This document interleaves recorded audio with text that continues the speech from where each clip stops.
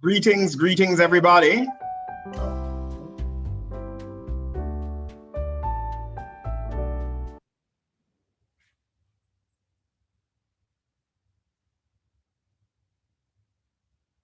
Greetings, greetings, everybody.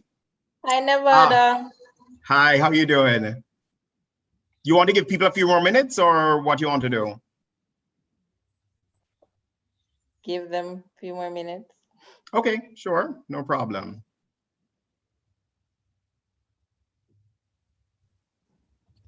One minute. We start at 2:35. It's 2:34 now. Okay.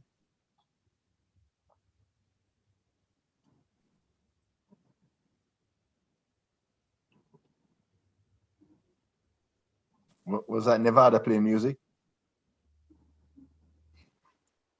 No, that was piped in music, special music, Okay. musical interlude. Until later. Yes. Is there a party on later on, Nevada? There's always a party somewhere. Oh, okay. So Nevada has the COVID cast has a special Giveaway evening. no, it's a celebrating the season, right, Nevada? Celebrating, absolutely. Celebrating small businesses and Jamaican-made products and services. So we're awesome. preparing for that tonight. Sounds great. Yes, yes.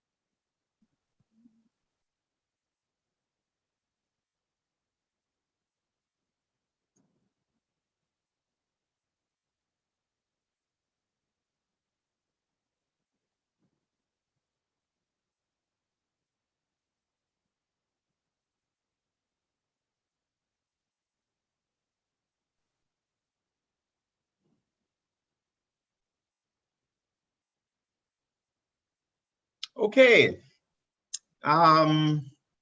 let's get started. Welcome, welcome, welcome everybody to the fourth in the series of the Global Services Association of Jamaica's webinar.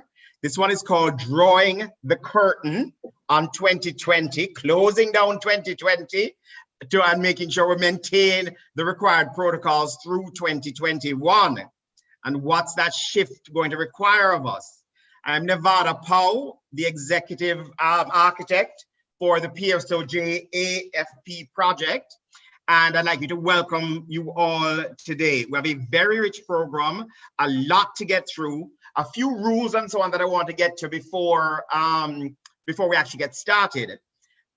First of all, there's going to be a poll launched at some point during the seminar.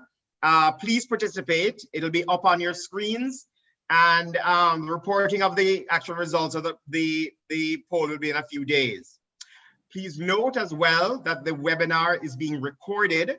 So just be aware of that in terms of your languaging or whatever else as you participate. All video and audio, if you're not speaking, is presently in off mode. Questions will be taken and answered live within the Q&A section, but we'll keep looking at the webinar chat, so you can leave your questions there or wait till the end, and we'll try and get to as many of those as possible. And of course, come ready to engage, be active, be interested.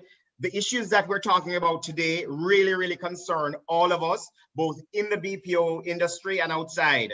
So really looking forward to sort of active engagement. We have a very strong, good group of speakers to guide us through some of the issues that we need to be thinking about in various industries.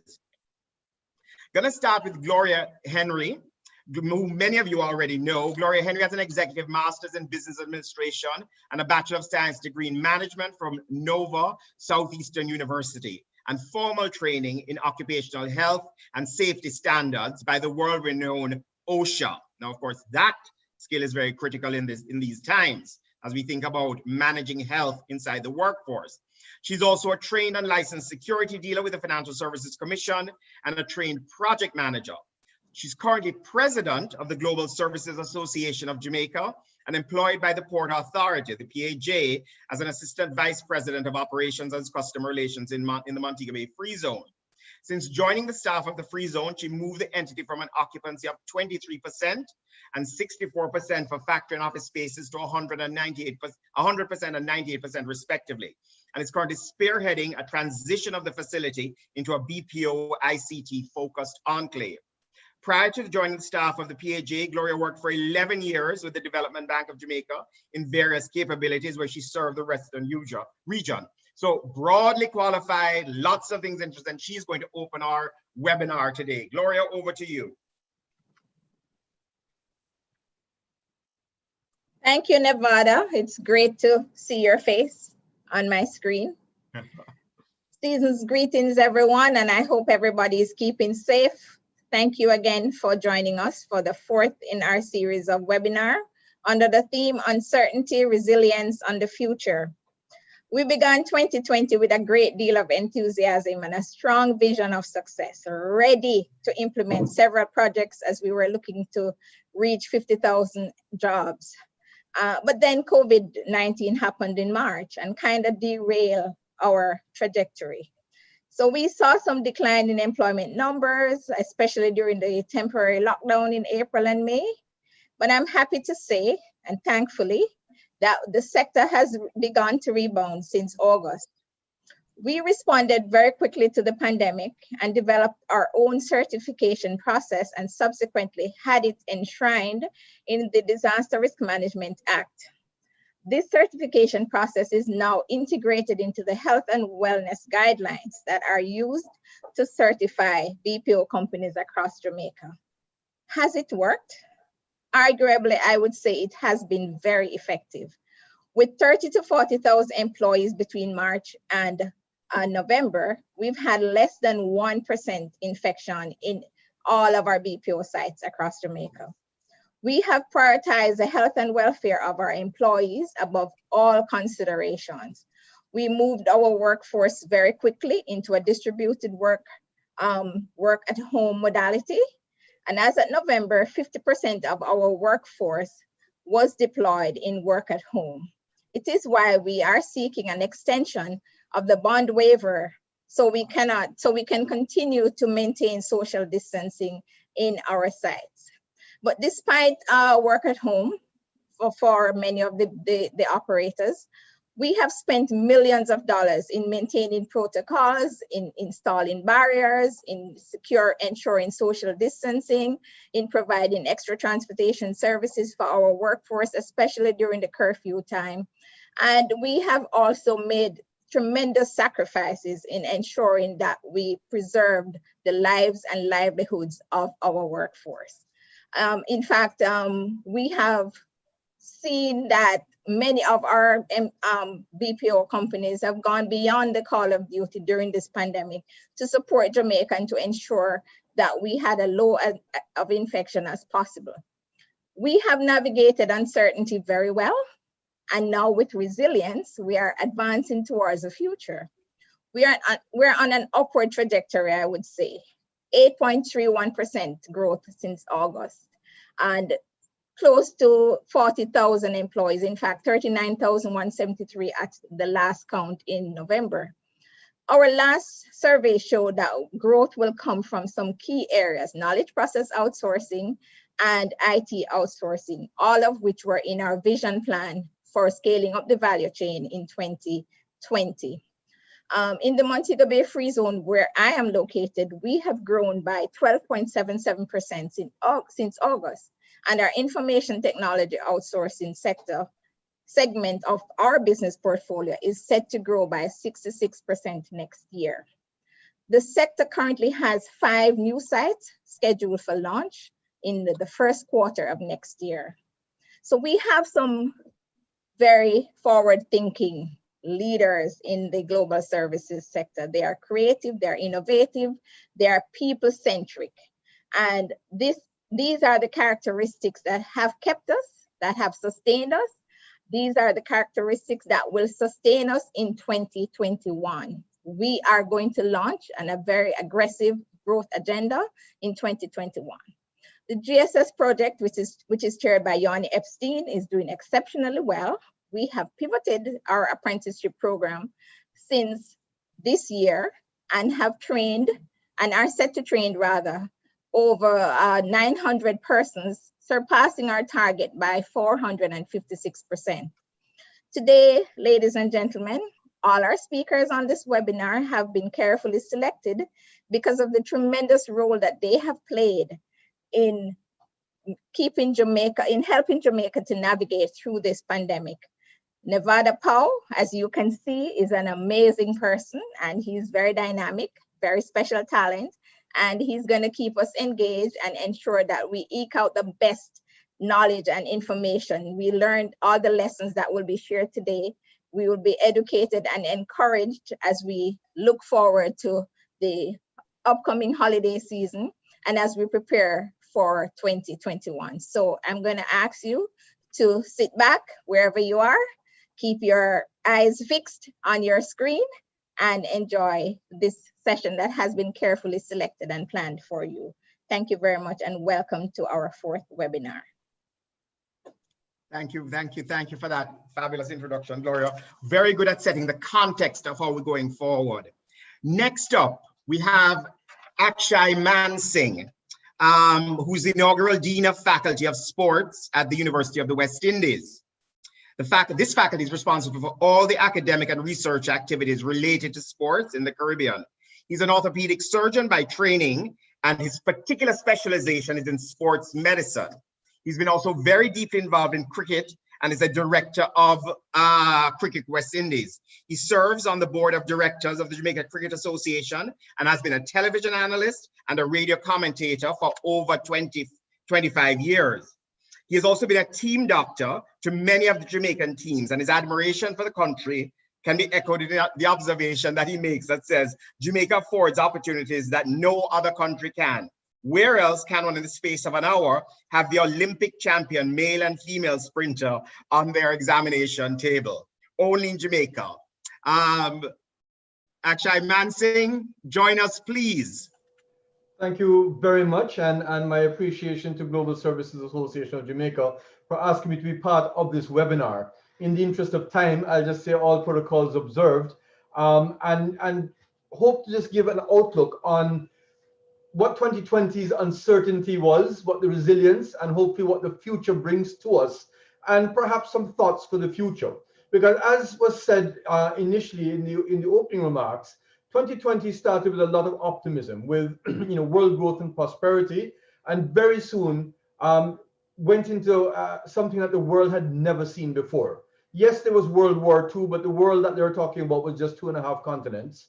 There was the Spanish flu, but the Spanish flu took 3 years to get around the world.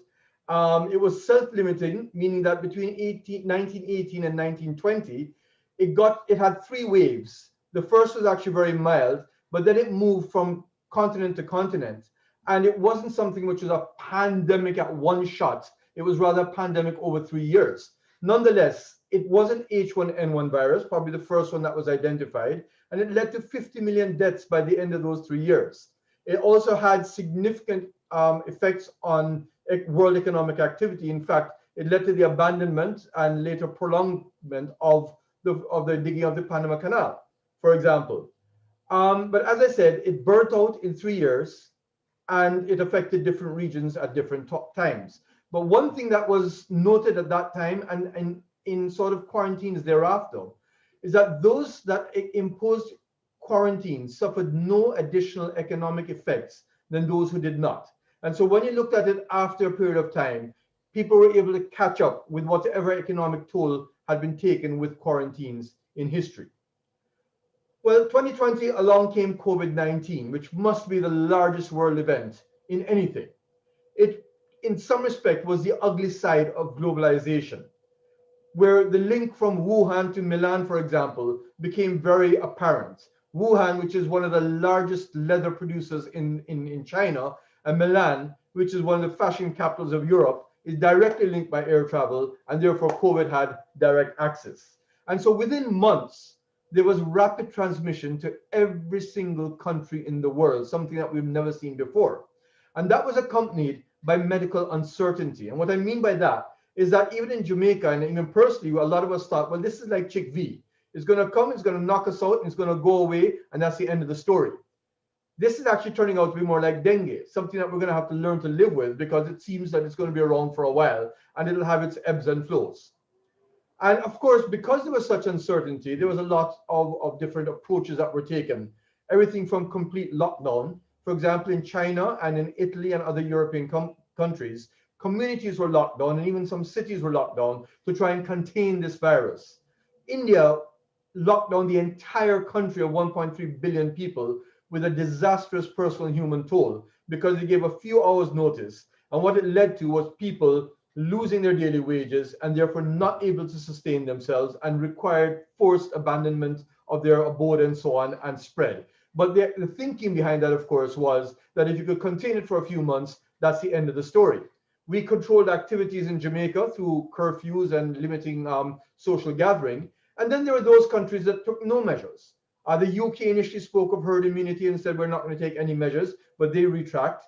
Sweden continued to open up themselves fully, and always had a higher infection and mortality rate than their Scandinavian partners, and just a month ago or so admitted that perhaps they took the wrong approach.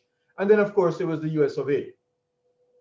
But what we did see in this year was a cessation of travel. There was a lockdown in Jamaica for a while, and countries like Trinidad and Tobago and St. Kitts, etc., continue to have a lockdown. There was a lockdown in sports and entertainment. And there's a lot more emphasis on work and study from home. And some people say that this may lead to increased crime in the long term. It'll lead to increased mental stress. And clearly that's things that I'm going to talk about near the end of this talk. But what I will say is that when it was a matter of health management in Jamaica, I think we did very, very well.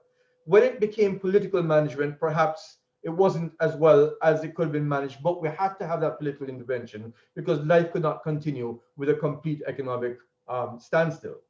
So places like Trinidad, for example, had 2 weeks quarantine for anybody who came into their closed borders. And yet, during their elections, they had their second wave. We opened our borders sometimes in July, was it? But I think we opened it, in my personal view, without a robust plan. And what we've seen in Jamaica are predictable spikes, obviously around emancipation, independence, elections, and I presume, we will see one during the Christmas time as well. Barbados had an interesting approach where they tried to mix opening up their country and business with trying to maintain some sort of control. And what they did was to have testing on site, incubation periods were monitored, and people are allowed to leave within 1 day, 3 days, or 2 weeks, depending on where you came from. But what we do know now is that there are predictable waves, and many of our waves are influenced by what happens in the USA. As far as the medical approach to COVID-19 is concerned, I think we have to learn a lot from other viruses, because these little viruses, the smallest particles that we can think about, the smallest organisms we can think about, do mutate, as did the Spanish flu. So when you thought you had control of it 1 year, they came back in a different scene the other year. In fact, for those who know, the flu vaccine we get every year is a different vaccine, because we look at the likely strains that are going to come about this year and the mutations that take place.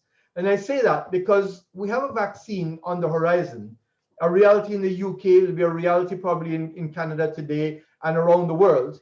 But the new vaccine has come with new technology and in unbelievable time. The mRNA technology is brand new, and if it works, kudos to everybody. But if it doesn't, please be aware that it's the first time it's being used. And I just point out that if you look at this, if you listen to the CEO of Merck, which is Ken Fraser, he pointed out that in the last 25 years, Merck came out with 4 of the 7 vaccines that have been created. The quickest was that for mumps, which took 4.5 years, and then for Ebola, that took 5.5 years. And he reminds everybody that we're yet to create a vaccine for HIV, and he's warned about the uncertainty due to the rapid production of the COVID-19 vaccine, and many of us share that. I also warn you that in 1976, there was an epidemic of swine flu in the USA, and President Gerald Ford mandated a rapid distribution of a vaccine, which he himself took that year. That program started in October and was withdrawn in December of the same year after they had 94 cases of paralysis, a few deaths, and there was even a rumor that 2 million doses were created for the wrong strain of the virus.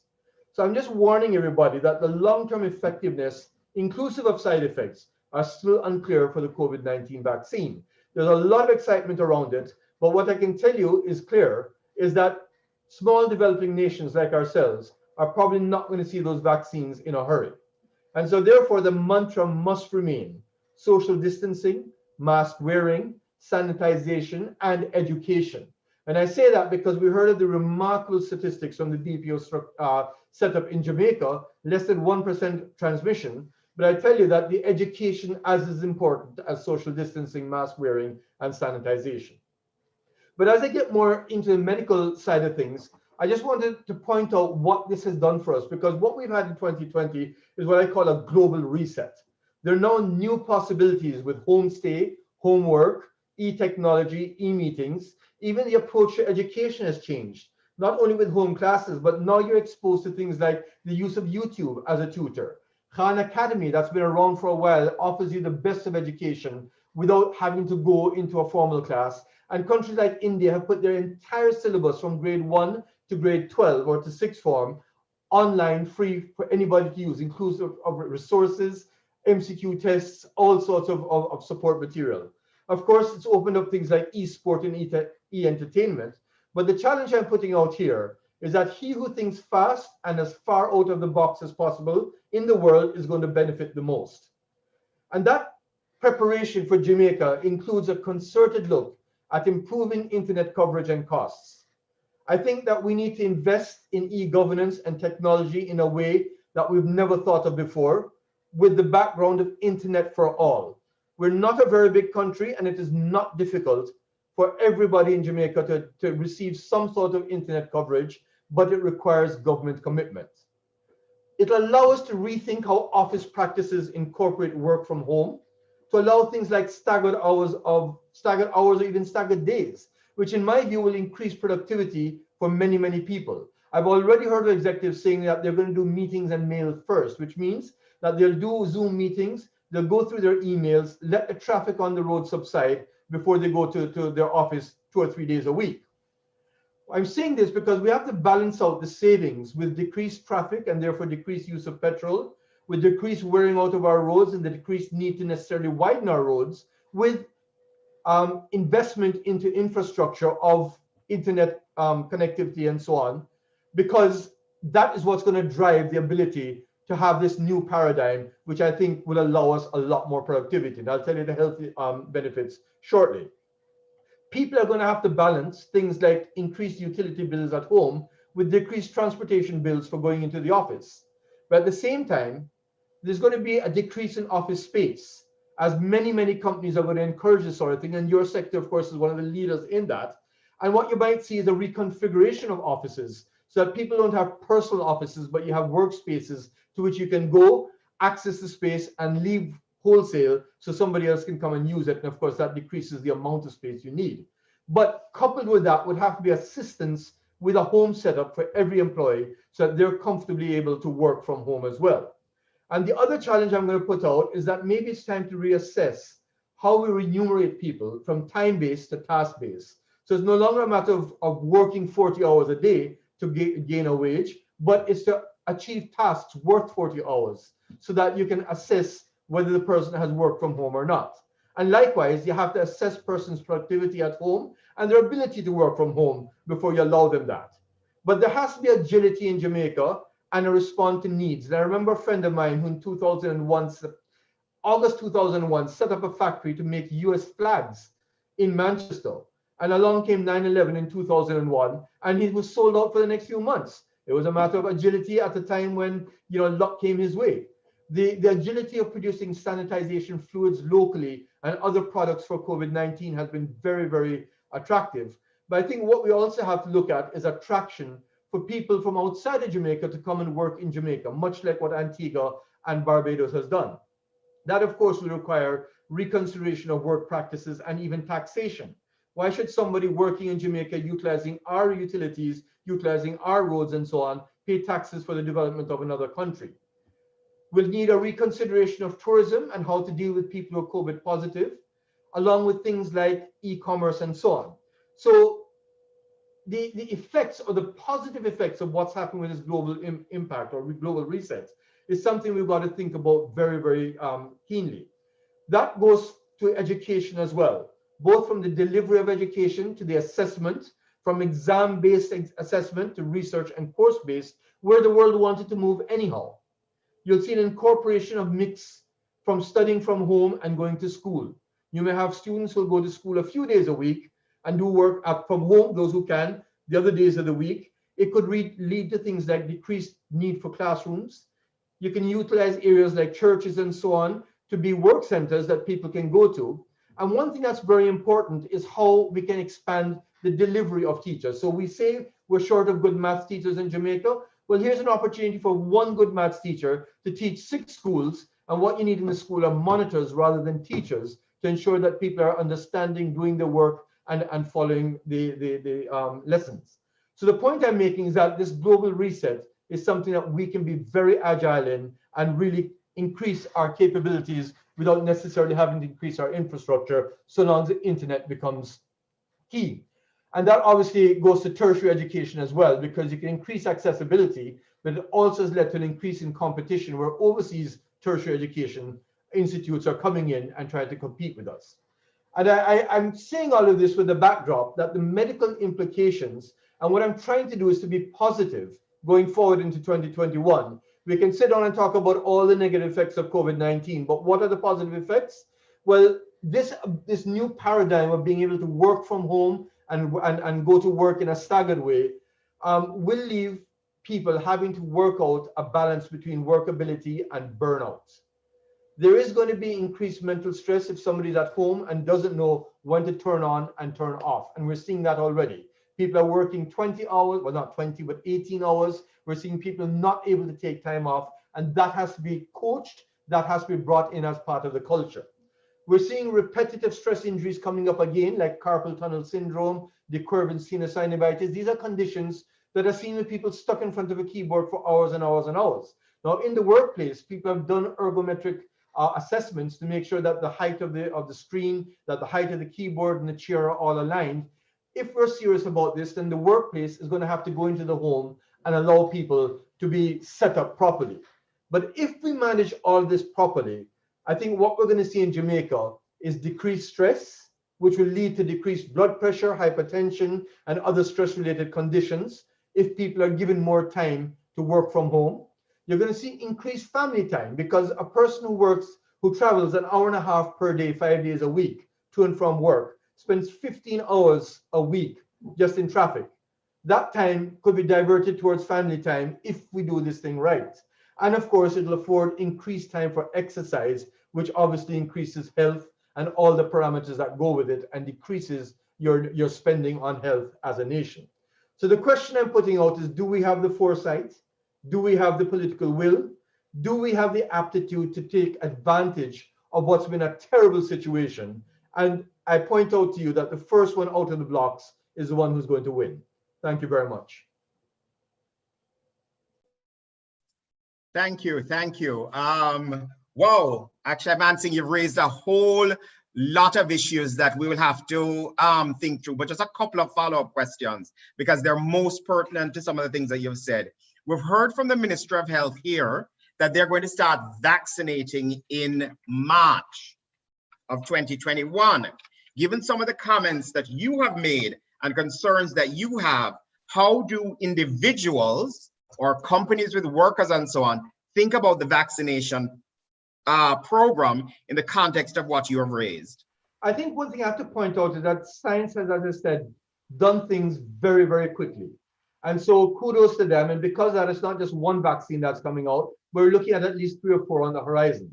Number two, because production has broadened. I've just come back from Bangladesh, and their government has just been in talks with India, where 20 million doses are going across there this month to start vaccination.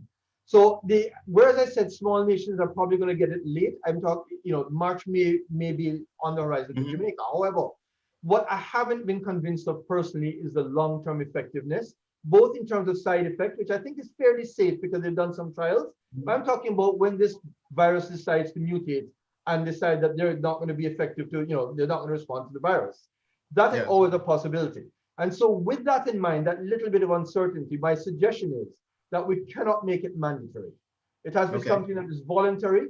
And what I'm trying to do is to paint the picture that even if you don't have the packed, dense offices you had before, there's no reason why you can't have the productivity you had before if we sort of cater to the needs of the person. So yes, if the vaccine comes, all well and good, people probably by then would have a lot more experience with it, but beware, because these little bugs are very, very resilient.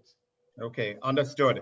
The other thing is that there's a lot of structural things that you have suggested, how we're going to tackle education, how we should be tackling the workforce, etc.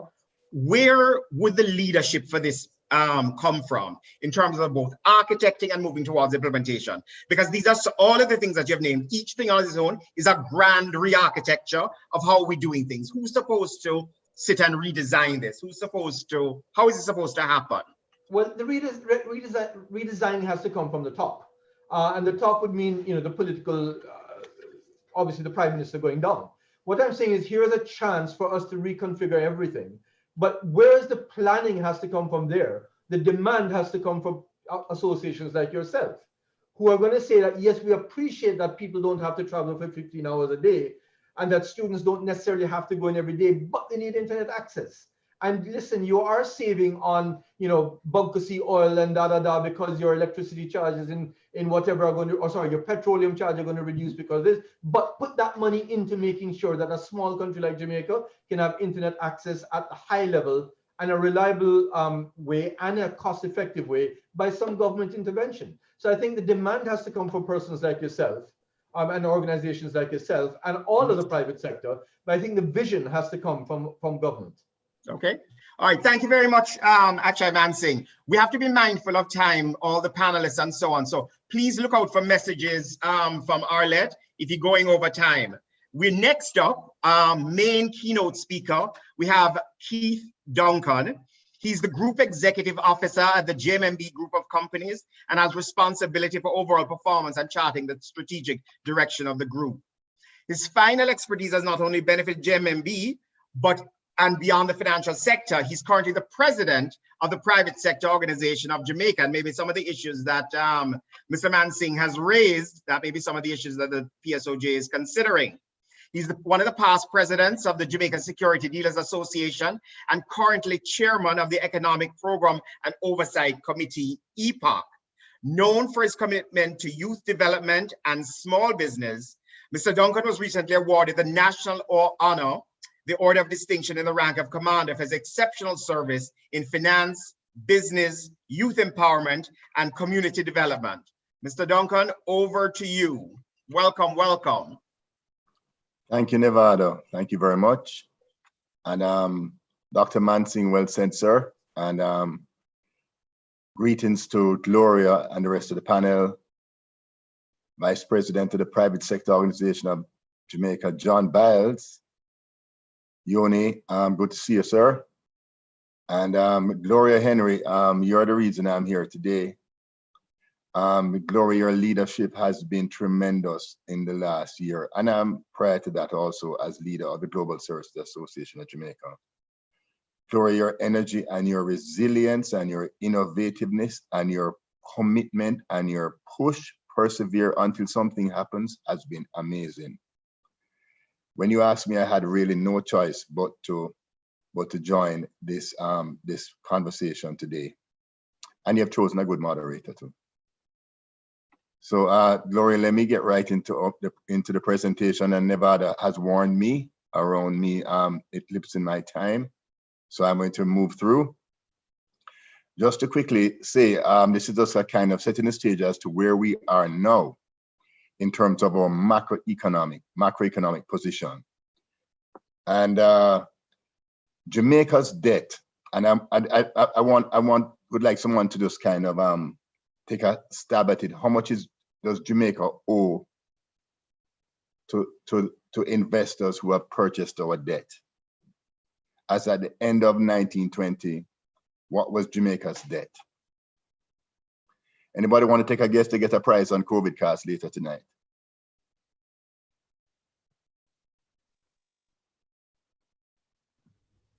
No guess? Okay, nobody else can speak. Okay, Jamaica's debt is $2 trillion, 2 trillion Jamaican dollars as at the end of 1920.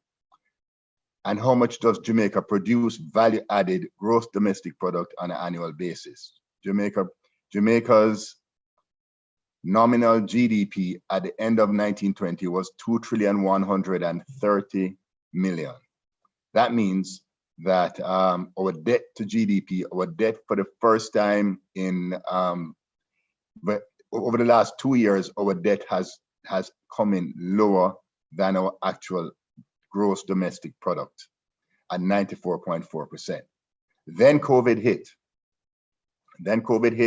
And we have seen where the macro, our projections for going forward as an economy, where we initially projected for Jamaica to growth levels to be at -5, then it was reduced to -7.9, or now to -10 to 12%, the impact of COVID. So we had to make adjustments in our overall macroeconomic projections or fiscal projections. And luckily, Jamaica had a buffer of about $70 to $80 billion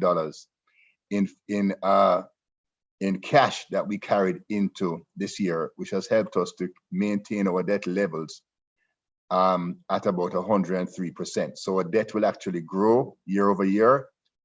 Pre-COVID, we had anticipated that our debt to GDP in the year 2020-21 would fall to 85.7%. Now we're seeing our debt closing at the end of this year at 103%. But Jamaica has always had a challenge. We have averaged 1% growth over the past 30 years. And while we have maintained macroeconomic stability, growth levels are still very concerning to us. You know, when we achieve macroeconomic stability and we achieve some level of fiscal responsibility and fiscal, in terms of our fiscal discipline, we were able to now begin to spend more on infrastructure, spend more on national security. And for the last 4 years, we have spent $61 billion on national security and a significant amount of money on infrastructure. Our debt levels have, as I said, come down from 145% to where they were at 94.4% as at the end of 1920. So growth continues to elude us in a real way, while our neighbors like Dominican Republic continue to grow at rates of 5 and 6% on an annual basis. Next slide. So therefore, as I said before, we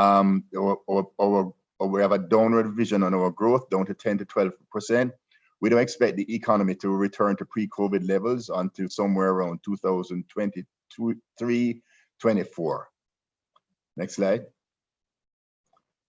Now, if we look at how we compare ourselves from a productivity perspective, and we are positing that low growth is linked to the productivity of us as a country.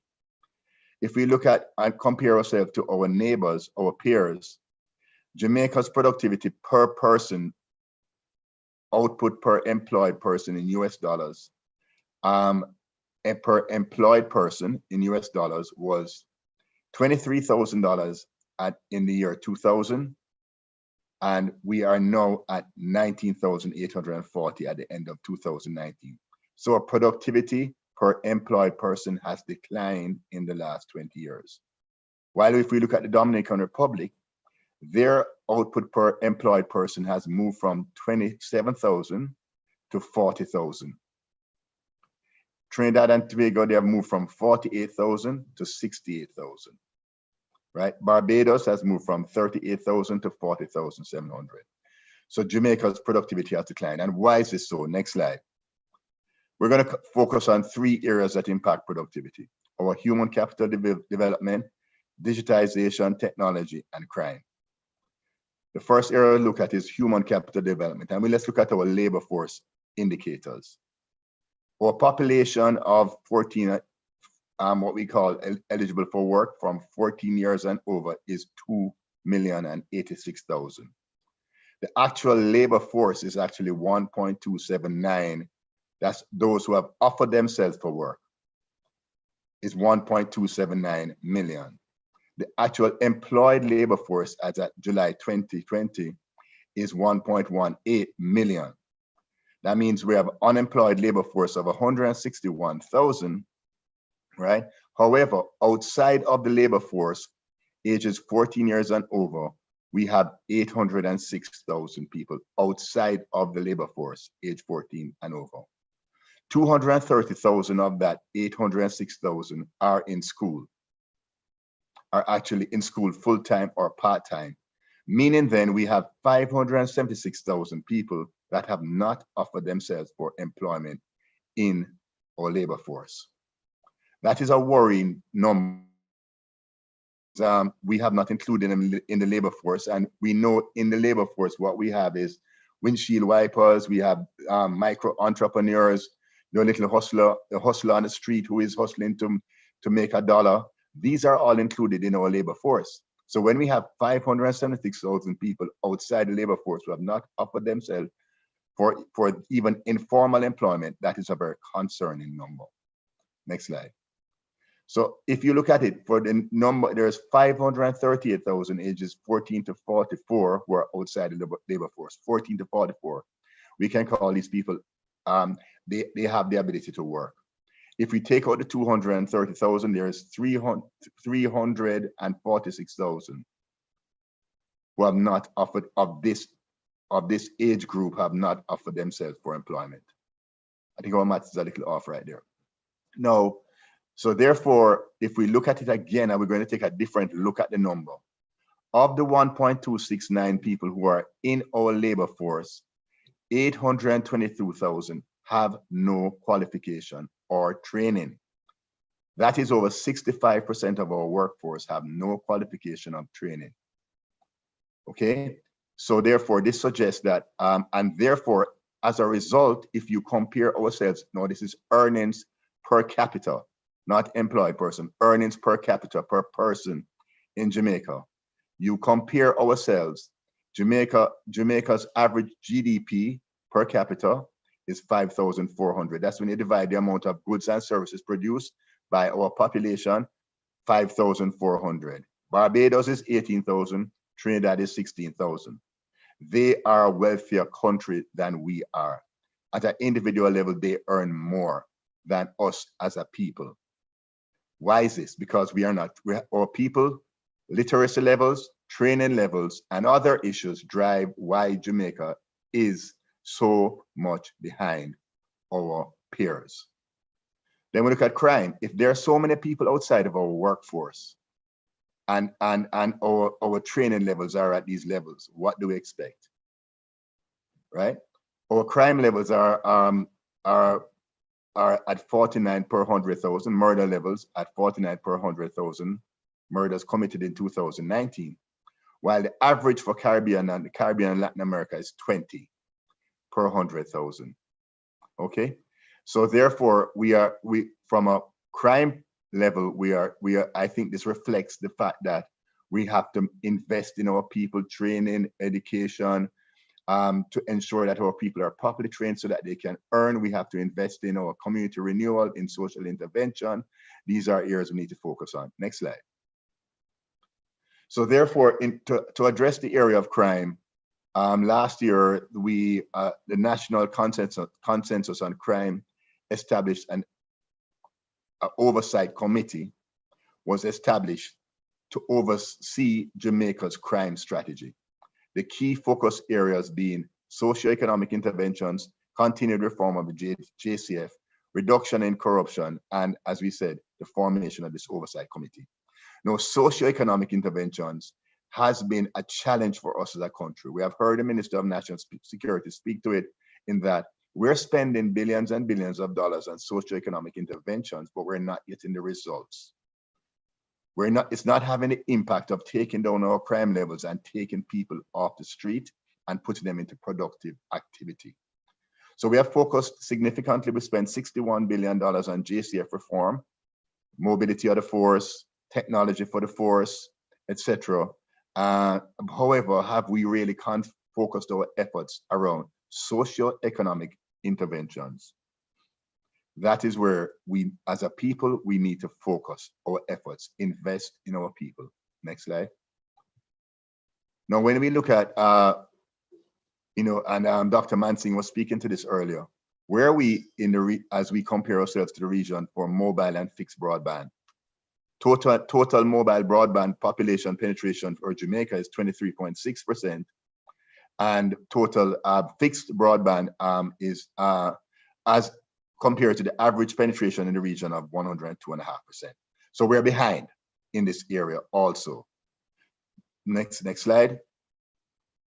The BPO industry and many businesses are required that we have a proper infrastructure, that we have internet penetration, connectivity, and speed. So therefore, this is an area that we're going to have to focus on, and the Prime Minister has indicated that this is going to be a significant area of focus for us as a country to roll out that infrastructure that gives us that connectivity that will certainly see us being able to leverage the fact that we are now connected in a real way. Next slide.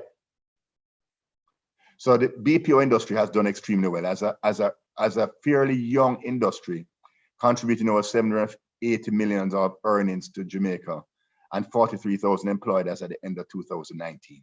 And there's so much more room and there's so much to go. So digitization is important, as we said, the communications infrastructure, and the review and implement long-term policy to support work from home.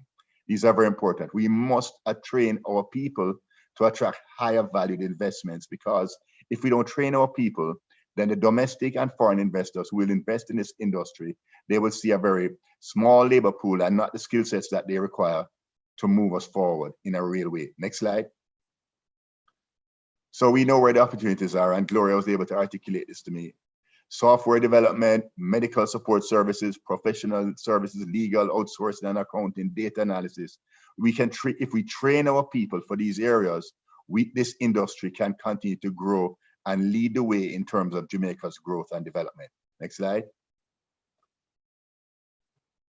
So moving forward, COVID has been a challenge for us, and I would like to just acknowledge the Global Services Association and the leadership that they have provided. Next slide. In really working through a challenging period and being able to have the agility that Dr. Mansing spoke about to ensure that this industry has remained resilient and in a place where we have an opportunity to really grow it. So we're living in a new normal, so we have to redesign our work environment. We're increasing work from home, especially for the managing the at-risk worker population. We have to train our people digitally, because we can roll out broadband, but if the people are not trained digitally and they don't have the devices, you have a challenge. We have to expand the e-commerce channel so people can do business from anywhere, increase broadband access as we spoke about, and we must change our labor laws to reflect the new normal going forward. Next slide. The PSOJ has pivoted during this period to support the Jamaican people in terms of managing through this environment. The PSOJ raised $150 million for ventilators, $200 million for care packages across 60 communities in Jamaica for 83,000 beneficiaries. COVID Cast was initiated and has been a very, very instrumental program in terms of training SMEs, in terms of training people around how to adapt to the new normal. And we have launched a small business portal because we're focused around getting SMEs, the engine of growth for Jamaica, moving forward. We participated in the Economic Recovery Task Force. We supported by developing protocols, and we currently partner with the Ministry of Health and Wellness, and we're around ensuring that we roll out the protocols. We are partnered with the Ministry of Education around a device for every child initiative, and a children's helpline as child abuse has increased. Next slide. So we're not out of the woods, as Dr. Mansing has said. There is a lot of uncertainty. The vaccine is here, and that's a positive, but we have to ensure that we maintain our discipline. We are still working through it and getting that greater understanding of the long-term impact of the virus, and we learn every day. We have limited resources. We have limited hospital beds. We just hear about Westmoreland that in the Savlamar Hospital, 100% of the beds are used up because they had a spike, you know, and so we have to manage this very, very carefully. You know, so that is a pressure on our healthcare system. Impact on tourist arrivals has been significant, and we're looking at occupancy levels anywhere between 20 and 30% for the winter season.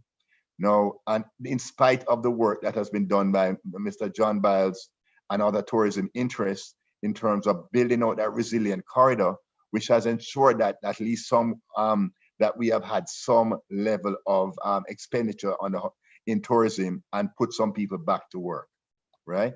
So at the end of the day, it depends on each and every one of us to be vigilant, to be disciplined around observing the protocols so that we can keep our country safe, keep our economy safe. We need to be the ambassadors. The GHTA has rolled out an ambassador program where tourism workers are going back into their communities and they are working with their communities to ensure that people are, are being disciplined and that they're, holding each other accountable. Wear your mask, you know what I mean? Sanitize, socially distance. If we don't protect ourselves, then what is going to happen is livelihoods will be impacted because jobs will be lost. And what we want to do is really ensure that we have that balance between lives and livelihoods. And therefore, we're going to have to all work together, the country, all hands on deck. And the private sector organization of Jamaica will continue to work with the Ministry of Finance, the Ministry of Labor, Ministry of Health especially, and other ministries to ensure that we can chart the way forward for Jamaica. So observing the protocols at the end of the day will lead to less spread of the virus and more economic activity, more jobs for people. Thank you.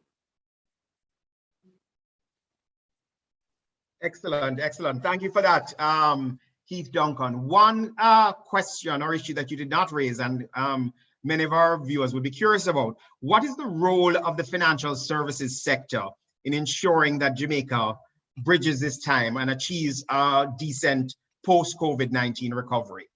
What's the role of the financial sector? Well, the financial sector has a significant role to play because the financial sector, as a financier of all businesses, small and medium, micro, corporates, many businesses will be facing significant challenges with fallout in the revenues, fallout in their businesses. Some businesses, have all their flows, their cash flows. So the financial sector has to work through how it provides that working capital support, supporting through moratoriums to ensure that these businesses that are viable and were prior to COVID viable, that they can rebound after we have had the impact of COVID fall away. Now, that will take some time and that takes continuous assessment. But what does it look like in a new normal, which is another question? Will there be some businesses that really aren't relevant anymore as we go forward? So the financial services community has to be really, really vigilant and to be as introspective and to be able to do that analysis to determine which businesses are going to continue to be viable post-COVID. Okay. And we know global services has a resilience, and therefore we're willing to bank them. So come to JMB Bank. We're right here for you. Excellent. All right, thank you for that. At this point, viewers, we're moving now to the panel, and I'm going to introduce the guests that will be on the panel, and we'll start with a few questions from our side, and then hopefully we'll start to see some questions in the chat. First up, Yoni Epstein, who's the founding chairman and CEO of ITEL BPO. Yoni has had a vision from the start. He's known as a visionary in the industry. When he launched ITEL BPO in 2012, he broke the mold on a lot of the traditional outsourcing services. Now, ITEL BPO is the region's largest homegrown global services provider, operating in 6 countries, including with a network of at-home subject matter experts. Under Yoni's strategic and passionate leadership, ITEL hello, everybody mute, please. Anybody who can we just, yeah. ITEL BPO has attracted top global brands and added new lines of business across multiple industries. Ranked among the 50 most influential executives for the Latin American Caribbean region, Yoni's efforts have helped to enhance the region's global positioning while establishing ITEL BPO's diversified geographic footprint. Additionally, his company was one of his first BPO to have reopened after lockdown, and they were integral in developing the protocols. The company also provides assistance to the government with the COVID hotline, and so you'll probably want to, go around that. Yoni, welcome. Thanks for joining us. Thank you there, Nevada. How are you doing this afternoon? Good, very good. Next up on our panel is John Biles, Director for Choco Caribbean Adventures. Biles brings to the board his considered experience in brand delivery to the tourism sector and management experience from the finance industry. He's been instrumental in the group's expansion, which now offers over 60 nature adventure experiences to its guests in Jamaica, Grand Turk, and Belize. In '88, he earned a Bachelor of Business Administration with a concentration in finance from the Florida International University. He currently sits on the boards of Billy Craig Insurance Brokers, Margaritaville Group of Companies, and Cargo Handlers. He's also recently became a Vice President of the PSOJ. John, welcome. Thank you, Nevada. All right, excellent. Selena Hendricks from Advantage Communications has had in excess of 20 years management, leadership, and customer service and team building. She's been with ACI for almost 6 years and occupied 3 strategic roles, currently holding the position of Regional Site Director. Under her guidance, ACI Jamaica has grown its operations from 1 site with 100 employees to 3 sites with over 1,000 employees and growing. So this woman knows how to scale a business, which is a challenge for many of our businesses in Jamaica. Prior to ACI, Selena occupied a number of positions in customer care and finance departments at Digicel. She's known and recognized for her strong organization, communication, and leadership skills. Welcome, Selena. Thank you, Nevada. Afternoon, everyone. Excellent. All right, we're going to just go into a bunch of different questions, which I'll start to guide from here. John Baz, we're going to start with you. You know, primarily in Jamaica, but your businesses are in Jamaica, Grand Turk, and Belize, 3 very different markets. How has each country responded to COVID? What have we done well? What has Grand Turk or Belize done that's different? In operating in 3 environments, what are the things that we should be learning now from maybe some of the other countries that you're involved in that can help get us through 2021? Thank you, Nevada. I would say to start with, I think Jamaica has done a very, very good job in the whole tourism arena. Mm-hmm. There's been a very balanced approach to a reopening of the tourism in a scientifically informed and balanced manner. Mm-hmm. And it has done us well through this period of time. One of the things that really helped us, I would say, from a Jamaican perspective, is actually from the global services side. You know, having seen what we thought was a bit of a knee-jerk response initially, and seeing what we could have done. When I say knee-jerk response, the way it was shut down and then reopened. From a tourism perspective, we took note of that and we identified a very programmatic way for the restart, and that has done as well. I think Jamaica has actually been leading the charge in this arena, if I could say so. Mm-hmm. There are other countries where, by the way, we're also in the Dominican Republic now and Barbados, and we've seen the different angles that are taken. The Dominican Republic have just basically opened the doors. And then you have Barbados with a very strong program for reentry at another extreme. And I think Jamaica has done a good job in balancing. Okay, no, that sounds awesome.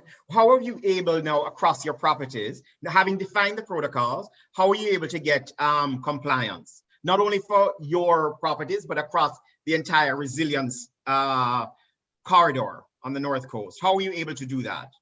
Okay, well, again, you know, we were shut down until June.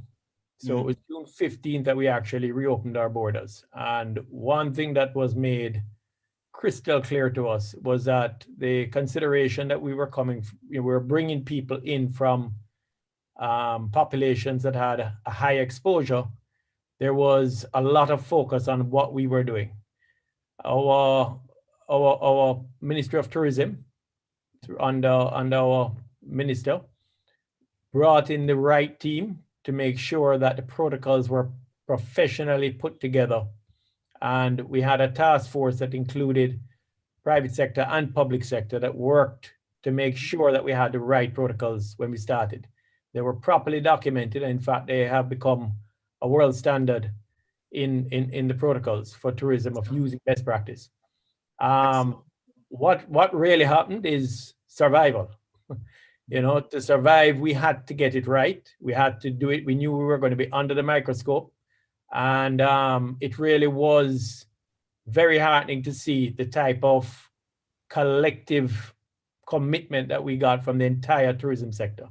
There was no difference between a hotel, an attraction, the transportation, the craft vendors. Everybody has pulled together to say that our survival requires on having everybody commit, understand, get the training, and get certified in order to be on the corridor, and we all have a role that needs to be played. Okay. So it really was a survival and everybody understanding that we all had our role to play. Okay. As you look forward to 2021 now, as we're coming to the end of 2020, what kind of support do you think the tourism sector is going to need, either from the government or the private sector more broadly, or the citizenry? What do you think is now needed for 2021, given where we are now? Well, where we are now, I mean, we really are relying on, you know, our management of the COVID crisis here, the COVID disease. We really need the entire country to be following the protocol. So the corridor, let's kind of go back to what the corridor is. The corridor is simply a smaller geographic area where the same protocols that have been put in by Ministry of Health is just being more tightly, is under surveillance and it's being enforced. So it was a collective approach for surveillance and approach. See something, say something, do something was a mantra that we've been following. We are working towards trying to get other communities and supporting communities through the ambassador program. We are going to need to continue that program because we are one destination, being Jamaica. That's going to be a critical part of going forward. We're going to need marketing dollars put behind us to really drive the business coming back. And we're going to have to just keep working with the different governments because, you know, we're not, you know, they say Ireland doesn't stand alone. We really are requiring our Ministry of Health and harmonization with other ministries of health from the source markets. So it's going to continue to be, travel generally is going to continue to require a level of collaboration, international collaboration, like we have never seen. We are running probably around 30% right now. We're still in uncertain times. What's the break even for the industry in general? How much of the hotel have to be occupied to break even? There are different hotels that have different ranges, but I would generally say the hotels need to be in the 40 to 50% range. And of course you have a whole range of other linkages that are tied to it, the attractions, the shopping, and all these other areas that are opening in phases at this point. Yes. Okay. Thank you very much for that, John. Yoni, shifting gears to you. Again, you're also in multiple countries. Curious, do you have a global COVID-19 set of protocols for everywhere? Or have you set up, is each country different? And talk to us a little bit about how it was developed and how you ensure adherence across multiple geographies. Sure. Thank you for that question. So generally the protocols are, I would say, similar across all countries that we operate in. You know, some are different, but the major protocols that we operate the call centers with on a day-to-day basis are relatively general. So, you know, as you said, we're in 6 different countries. 4 of the 6 we have physical presence, so Mexico, Bahamas, Jamaica, and St. Lucia. And they've all operated quite differently. For example, Mexico, we're 100% work at home, and we have been since March. Now, you know, they have a slightly better infrastructure from a utility and a telco perspective. So we've been able to kind of, you know, stumble well through that process. But they have had, you know, very high rates of increase in cases. So therefore, we have been forced to remain closed this entire time, but operating from home. Whereas in the Bahamas, you know, we've had 2 different lockdowns, and you know, we're about 70% at home and 30% in the office there. You know, Jamaica, we're running about 45% at home and 55% in the office. And in St. Lucia, so far, we've actually operated with 100% in office. Okay. But again, the protocols at each facility are generally the same. You know, wearing of masks, washing hands. We have people sitting 6 feet apart in the stations. There's no gathering in our lunchrooms anymore. A lot of the interaction stuff to kind of keep the culture has you know, basically been halted. You know, having longer lines for lunch, different ways to manage the logistics of lunch and moving people through the purchase of lunch and things have all become very, very creative. You know, obviously we've had to increase our levels of cleaning. We've hired additional cleaning staff. We've invested in automatic door openers and door closers, so you have less people touching door handles. That is a, you know, an easy way of transmission of the virus. And this has all been managed through our environmental health and safety and security team that is monitoring that on the day-to-day basis. And you know, we've done, you know, creative things like had social distance wardens, where when you see people gathering and sitting, because we're, you know, as Caribbean people, we want to sit close and want to chat, and want, you know, and but you know, unfortunately, that's not the time now, and we to do that. And we've done a lot of things through our social media channels, through video, through training, and things of that nature, just to kind of teach people the importance of it and the importance of following the protocols on a day-to-day basis. Okay, Yoni, curious, as you move forward with a partially work at home staff, and one of the big risks in your industry, as everybody knows, is the leakage of data. How have you managed to keep the data secure while allowing for a distributed workforce? Well, if I tell you all the secrets, then you'll be able to find a way to beat them. Joking. You know, honestly, there's a lot of things that go into approving someone working from home. Now, prior to the pandemic, we had a fair bit of experience in work at home, because we actually acquired an organization back in 2018 that operated in the US that was 100% work at home. So we had technology that manages the individual's machine and sends messages back to IT and our InfoSec team if there's any, you know, weird or odd things happening on the face of the machine or the background or from the camera that is, you know, viewing the individual's home. However, you know, one of the things that we have done in Jamaica is we've also had our security team do regular checks of the individual's physical premises, right? So if you give us an address, we want to ensure that you maintain at that address, and that we have checked it and it passes our security protocols. There's other things that IT has done to ensure that if somebody is working from a physical address, they're at that physical address all the time. So it has certainly increased our level of awareness. It's increased our security and our technology teams. But you know, as the term "new norm" is thrown around, it's kind of part of the thing that we have to do to keep jobs while protecting lives and livelihoods and keeping our clients' contracts administered. Okay, understood. Actually, you raised this whole issue, which I know you're known well for, the thing about the technology and the human touch, the business marrying both.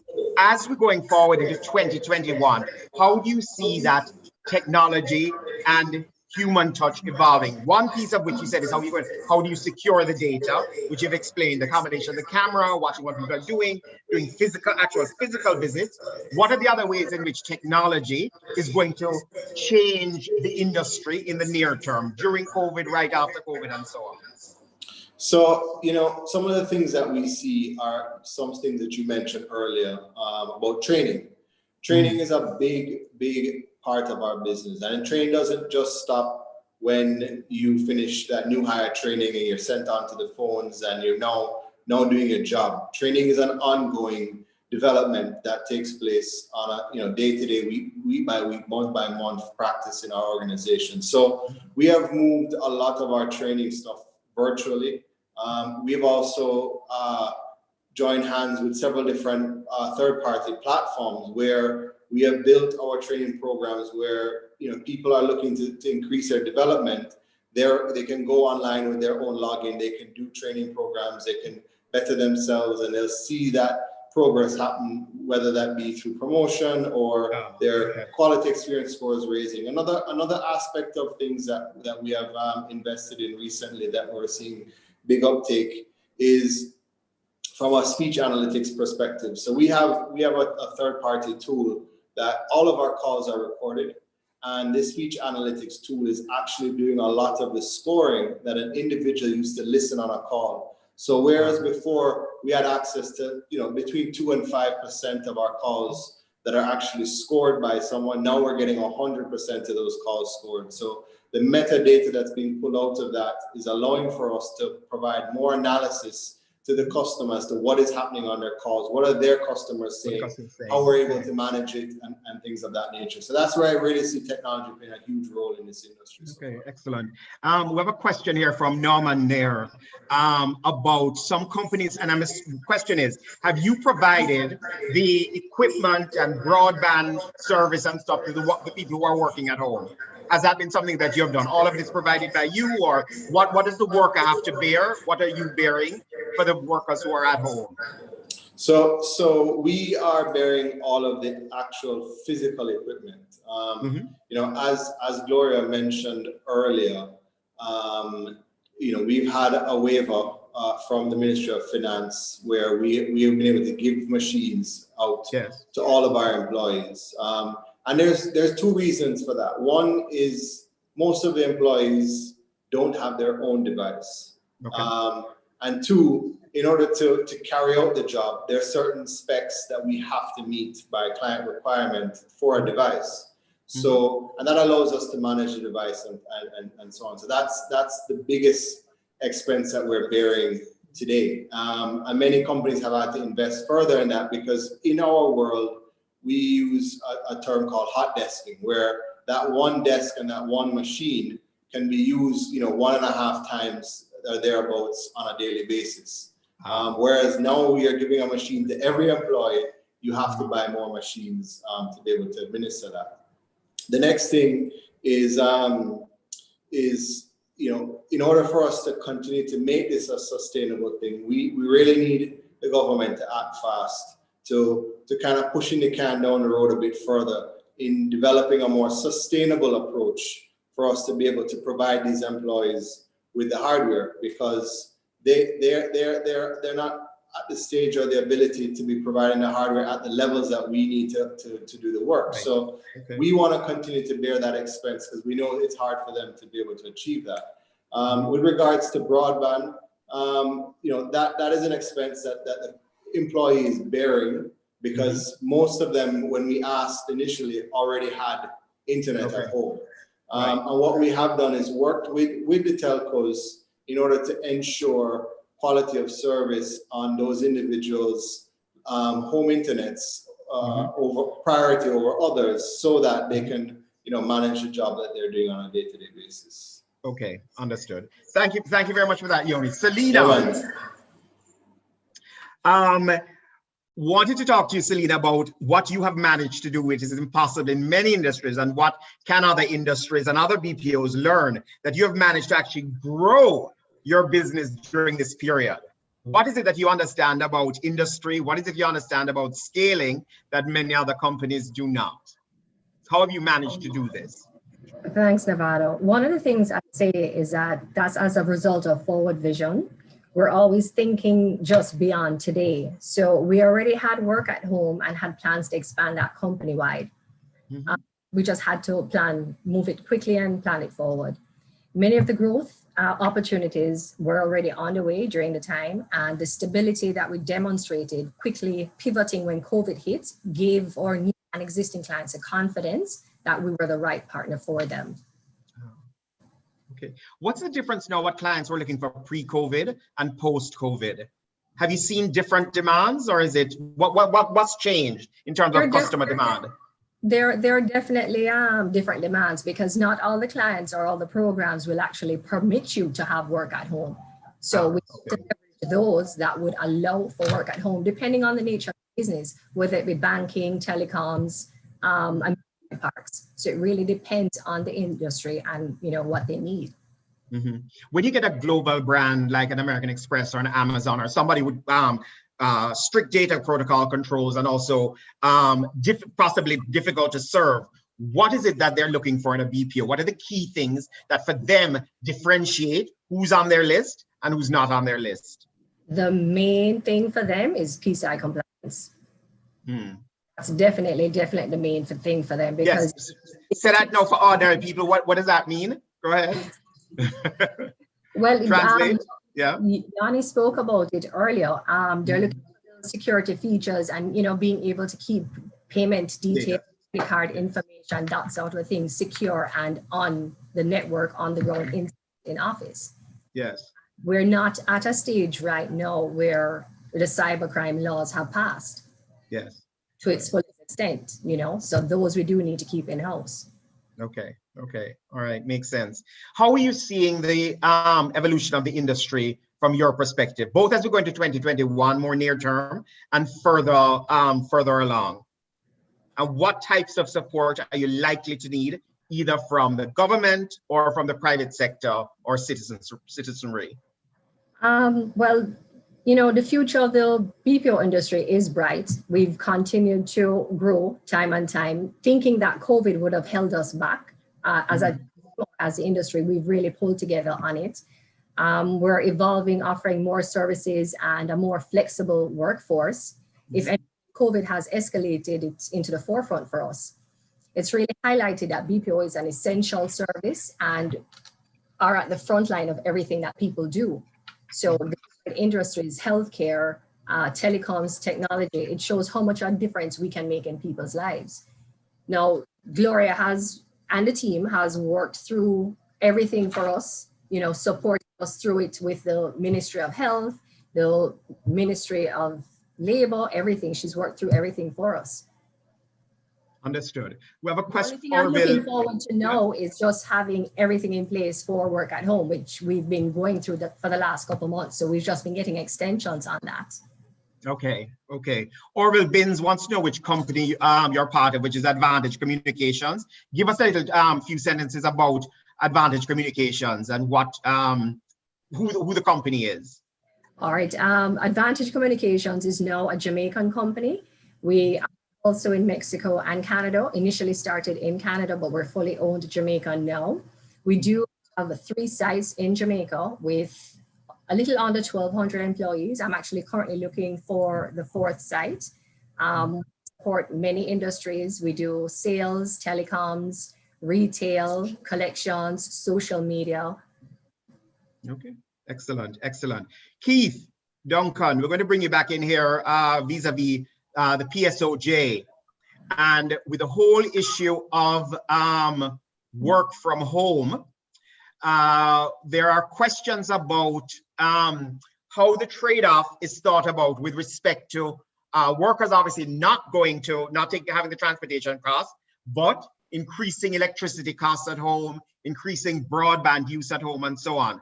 what is the PSOAJ's view and what is it encouraging its members to do? Is a follow-up from a question from Norman Nair. What is the PSOAJ encouraging its members to do in terms of supporting the work at home effort, or do you have a view? Well, I mean, from a firm level, say, let's just take it from a JMB level.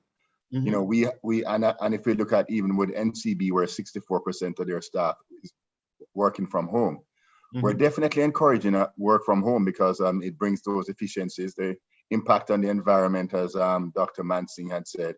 The impact on your cost structure is also very important.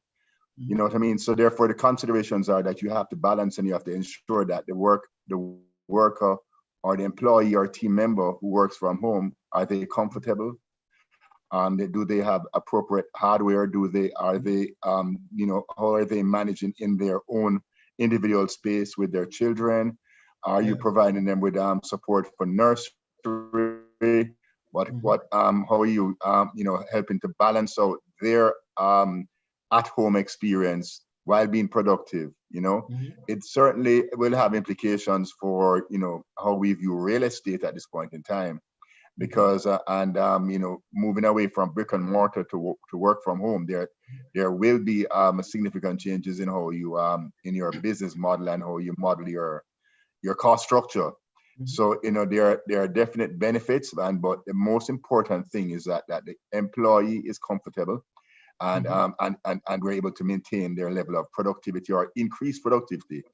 What have you find from your work at home staff at JMB in terms of productivity, working from home? Productivity, you know, when we look at our performance year to date, in holistically, performance levels and productivity levels have actually increased. Okay. You know, JMB is back at like pre-COVID levels in terms of our growth levels. So, you know. And what percent of your staff is working from home at this juncture? It would be somewhere around 40% of our staff in Jamaica would be working from home. Okay. All right. Thank you. Dr. Mansing, just following up on a question, because you've obviously looked at multiple industries. Curious if different industries are having different responses or experiences with respect to productivity. Because certainly when we reopen the economy, although the PSOJ and other organizations encouraged companies to try and keep as many workers at home as possible, many companies rush to get their people back in because they're like, they're not at home. What am I to do? Make them come to work. They're going to take the money and now do what they need to do. So there seems to be a mixed experience. Curious as to if you see, is it an industry specific issue, firm specific issue? How do we assess whether or not work at home is productive or not productive?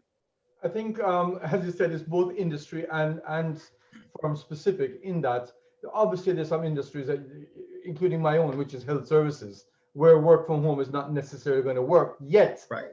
There's a big space open now for telemedicine, which is being used all around the world, and the efficiencies that go with it.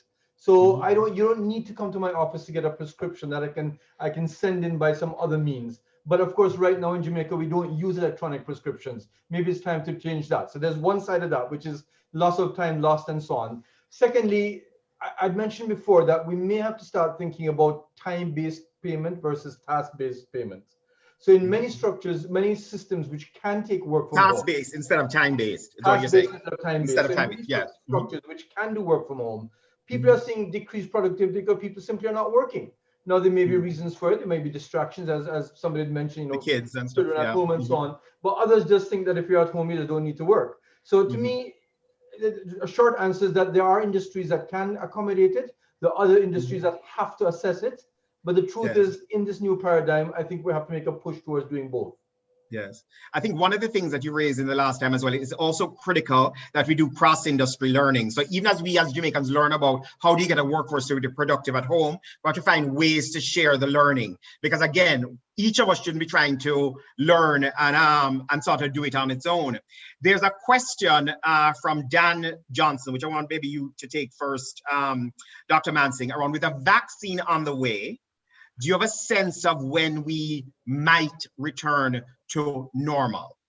Well, even if it's a new normal, when can we when are we likely to hug the family again and have the big Christmas dinner? What's likely to happen if we in Jamaica, for example, get the vaccine in March? Well, you heard my skepticism about whether this vaccine will be long lasting or not. But there's a thing called herd immunity, which means that usually when 80% of our population has some sort of immunization, the other 20% is kind of protected anyhow.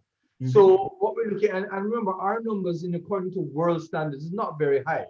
So the bottom line is that if this vaccine works and if we can get our hands on it, then if March is the date for starting, there's no reason why we can't roll out 2 million doses times 2, because most of these are 2 doses within a few weeks.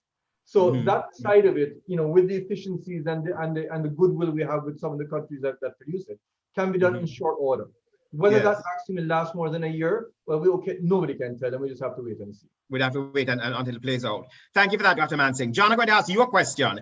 As you sit here, John Biles, as you sit here at the end of 2020, looking forward to 2021, and you talk to other players in the tourism industry, both locally and abroad, when is the anticipated return to pre-COVID levels, or even to get into the 50-60% occupancy rates in hotels? What was the assumption in the industry at this juncture? Right. Of course, there's no crystal ball, but we are looking good, coming into April, May, June, which I'm not sure if that's in line that people are feeling more comfortable booking at that point because of the vaccine, or when they expect the vaccine to be rolled out in their source countries. Source market. Source market. But I will say that, it does look better heading out towards June than it does right now. Cruise. So reservations are already starting to go up in terms of for spring. No. Well, yes, for spring, you're starting to see some booking coming in for the summer. And there is one thing we are sure of: people want to travel. There's pent-up demand. There is fear with the current spikes, but people do want to travel, and we feel that we have a very good product, and to the extent that we can continue being on the forefront of people's minds. Yes. Short haul, Jamaica will disproportionately get the business when we have the opening.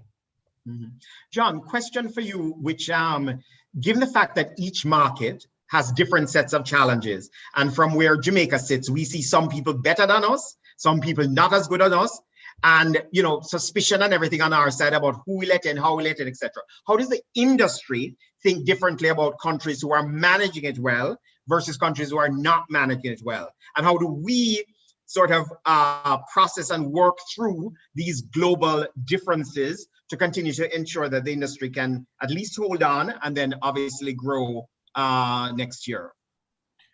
So I would say, are there some things that we'd like to see done faster? Yes, but I really, honestly, I'm saying that I think we are doing a good job of managing the balance in Jamaica right now, of managing both livelihoods and lives. We've seen where Mexico was doing better than us, and they had a wide open door, and now their numbers are falling disproportionately. Because they're in the press as a place not to go to. So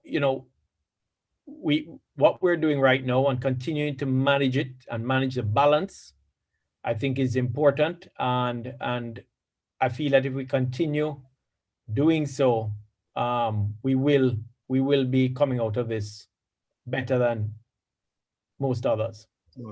Excellent. John, I'm going to, just as we start to wrap up, any final words or thoughts around what Jamaica needs to be thinking about in 2021 as we close the door out on 2020? Well, first of all, I think we need to continue building on this national position around the protocols and start to build. There are other areas that we can, that should be a start of the town order and the order that we need. We've been able to demonstrate it, as we said earlier, on the corridor. We need to continue building on that. I think many of the things that we're seeing, what expectations of the consumer now post-COVID are, will continue. They're expecting touchless processing. They're expecting a higher level of hygiene. They're expecting, that when they come on vacations, I can tell you, they want to get out and enjoy the open air and nature, etc. What we're seeing is something that we feel is going to continue well into 2021. One thing from an industry point of view, I would say that we said earlier, there's no crystal ball. The one thing we're sure of is uncertainty. And what we need to keep building, that we have realized in the tourism sector, and I'm sure all the other sectors are finding, is just building the capacity to adjust, to be agile, to keep reading what is coming on the horizon and making the adjustments that you need. That to me is the most critical, and of course just keeping focused through this on the value to the consumer. John, one last question. Dr. Mansing talked about it in a lot of industries. We need this alignment of multiple stakeholders who don't necessarily talk to each other. You guys in your industry, in the tourism industry, have figured out a way to create a national alignment and a national plan going forward. What can we learn from what you have done so that we can start to apply to things like education and other things that somehow we need a vision and then an execution towards that vision? What can we learn in other industries and so on? One thing we found out of this entire crisis is that we're all in it together. And the best ideas have come from unlike minds coming together with the single purpose that we have. And we need to continue that. I will say, PSOJ has been that star, that true north in the collaborative approach. And we need to just continue building on that, where it's not private sector versus government or different industries within the private sector. We all have to be working together. And we have to truly have a genuine collaborative approach going forward. And that to me has been the win out of this crisis, is that working relationship that I'm seeing now that I've never seen in the past. Excellent. Out of crisis comes opportunity. Thank you very much for that, John. Selena, as we wrap up, what would you want to share with either other BPOs or other industries or Jamaica in general about what you have learned and what we need to be doing for 2021?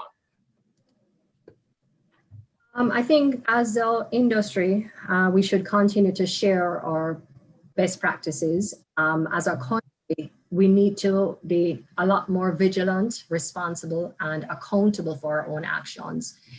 This is something that we should have been doing all along, maybe not to the magnitude that we are now, but there's only one way we can continue to reduce our risk exposure, which it has worked well in the office. I've done the same for my home and my children. And I just think as a nation, that's one of the things that we definitely need to do. Okay, all right. Thank you very much for that, Selena. Thank you. Yoni, basically the same question. As you look forward to 2021 and what you have learned in 2020, what are some of the key lessons you'd like to share, either with people in your industry or other industries in general, or Jamaica in particular? Sure. As things start to come back to a normal level and people start to understand the importance of following the protocols and living with COVID, I think we as small nations, and when I say we, I mean the Caribbean region, and even extending to Latin America and stuff, given that, this is a global industry and the Philippines had over 1 million people working into it, and their collapse was far more significant than ours. At one point in the pandemic, they were down to 10% of their overall industry working. And a lot of our clients also operate in the Philippines, and this is experience that I've seen from our existing clients, is as they start to look at greater diversity and start to look at, you know, more places to put business rather than putting all their eggs or majority of their eggs in the Philippine basket and a little sprinkled in Jamaica and a little sprinkled in Central America. They're going to diversify further, and they're going to diversify with more vendors in order to protect their business for the long term. And I just want to share the sentiment that as operators, we need to continue to monitor and manage our protocols. But as policymakers, we need to keep our respective countries competitive. This is an industry, as I said before, is a global industry, and people are chasing quality and they're chasing price. And whereas we have quality and people love Jamaica more than just the quality of the individual, we have to make sure that the policy is following the price, so that therefore we as operators can remain competitive, and the jobs that we have worked so hard to build and the brand name that we have worked so hard to build for Jamaica doesn't erode and fly away to other countries because of lack of policy alignment. Yoni, what has been the impact in terms of your cost structure, not yours necessarily, but the industry cost structure in terms of putting in the protocols and creating more work at home, etc.? What has been the change in that basic cost structure? And have we had more of an increase than in other markets? You know, our cost structure here has increased significantly, and more here than in other markets, and that is simply a factor of, you know, 70% of our overall business is in Jamaica. We have more and larger facilities here than in any of the other countries that we operate in. But, you know, our utility cost has increased. Our cost of purchase of you know, cleaning materials have increased. Our cost of transportation has increased significantly, because we're moving people not just to a central location, but to their home, especially during the curfew hours. You know, our cost of security has increased because we want to ensure that we're monitoring these protocols that are in place. So, you know, we've taken on, I mean, CapEx has increased and all kinds of things have increased. Have you been able to pass on, most of it to the clients, or that's something that you've had to absorb? I would say that in my case, 90% of that we have had to absorb. Some of our clients have been able to assume some of the transportation costs, but most everything else we have taken care of. Okay, understood. Thank you very much for that, Yoni, and your participation. Dr. Mansing? Present? Yeah, last words from you about key takeaways from today that we should be aware of and remember. Well, firstly, thank you for having me, and congratulations to this sector for keeping the flag flying. Here's an opportunity yet again for Jamaica to become a leader and to be innovative. And let's just hope it doesn't slip away this time. But there's so much positive energy that's come out of this that it leaves me very, very hopeful. Thank you again. Excellent. Thank you very much for that. Keith Duncan, wanted to give you a word vis-a-vis the PSOJ and what you're seeing for 2021. And given the vaccine and so on, when are you hoping or to see that we could return to pre-COVID growth levels? Thank you, Nevada. And I've acknowledged Selena. Selena is a longtime friend of mine. I've seen her grow into such a leader, and I'm just absolutely proud of her. Let me say, going forward, you know, we have to be able to capitalize on this all hands on deck. I think John has spoken to it. Dr. Mansing has spoken to it, that we all came together as a people. And how do we maintain that agility, that when we came under pressure in a crisis, that we all came together to work together? You know, and you know, that we've seen that with the COVID Economic Recovery Task Force. You know, how do we ensure we don't lose that energy and that spirit? How do we ensure that we line up behind our country to ensure that we can drive the human capital development to ensure that our people, the average citizen of Jamaica, can earn more? How do we train them up? How do we invest in our in digitization to make us more productive? How do we bring down the cost of energy?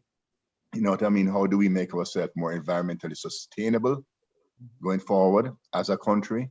And these are areas that are very important to us as a people. You know, we need to be able to get back to our growth levels as quickly as possible, but not to 1% growth levels. We need to get to growth levels that that we have seen, like the Dominican Republic, be able to get to 5 and 6% on an annual basis. But that means investing in creating a investor-friendly environment, right? And being agile. The Dominican Republic is very agile in their approach. You know, we tend to be a little bit more risk averse as a people. We now need to, as a people, come together, design solutions to take us forward in every sector. We have seen manufacturing respond in terms of protocols and being able to continue to operate and to now look to growth levels. I think they have a conference today. We have seen the BPOs, Global Service Association, adjust, and there's so much growth opportunities here. We need to train our people for deeper value added.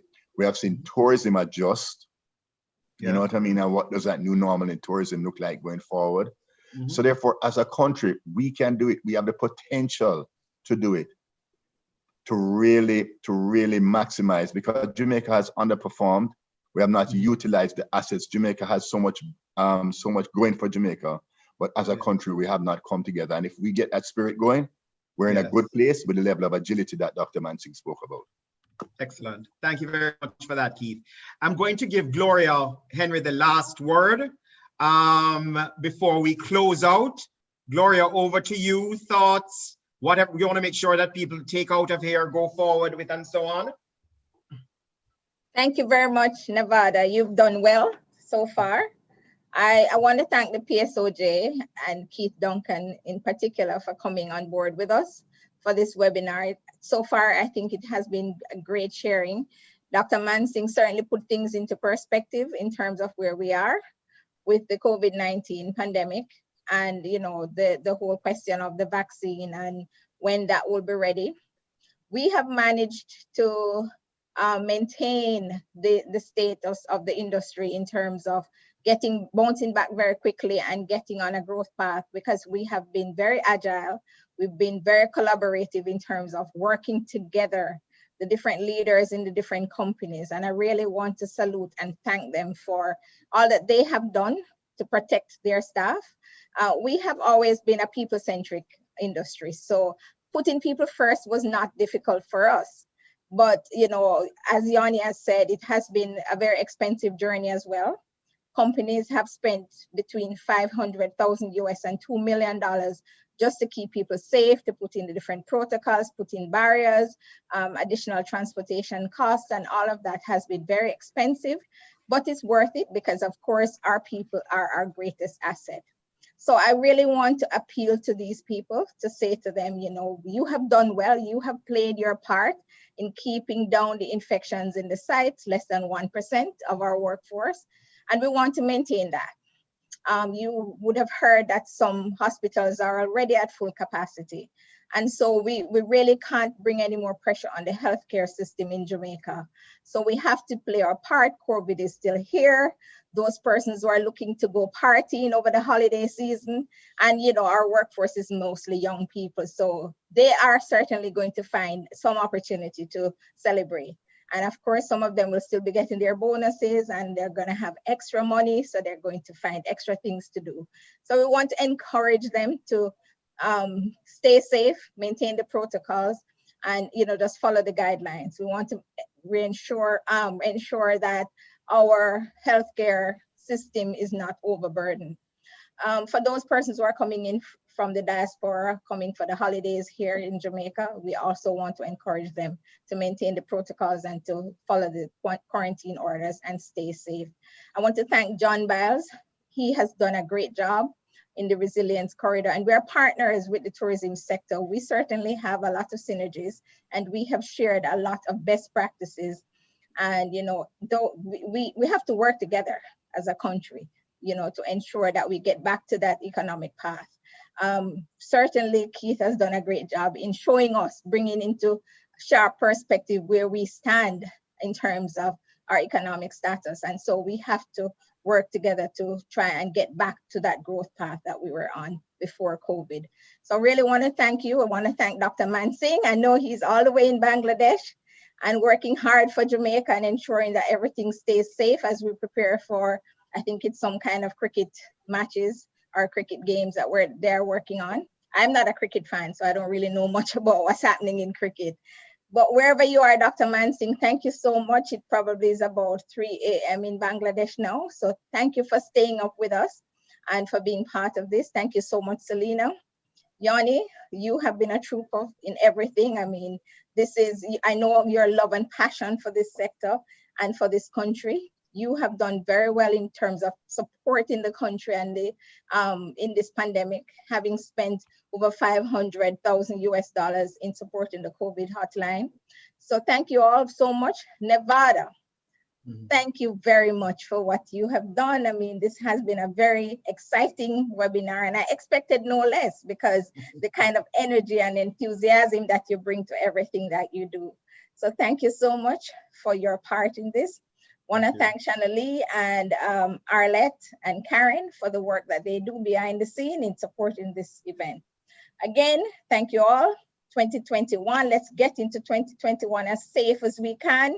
Stay away from COVID. We don't know when the vaccine is going to come. We're not looking at a clear path to herd immunity. So let's stay safe, and thank you all. Excellent. Thank you very much for that, Gloria. And again, thank you everybody for attending the Global Services Association of Jamaica webinar, Drawing the Curtain on 2020. And just as we're drawing the curtain on 2020, we're now going to draw the curtain on this webinar. Remember, stay safe, maintain the protocols. Thanks to our panelists for participating. Thanks for attendees for participating and being part. Hopefully everybody learned, and we will use much of what we've learned to go forward in 2020. Thank you very much. Good evening and Merry Christmas when it comes, and Happy New Year. I'm sorry, one last point I want to make, Nevada, before you all go. So just to clarify that Yanni Epstein is the chairman of the Global Services Skills Council, because we're really working hard to promote the GSS project. And the Global Services Skills Council is part of the wider GSS project. So he is the chairman of the Global Services Skills Council. I think I may have said GSS when I did my opening. All right, okay. Thank you all. All right, great. Thank you very much. All right, everybody.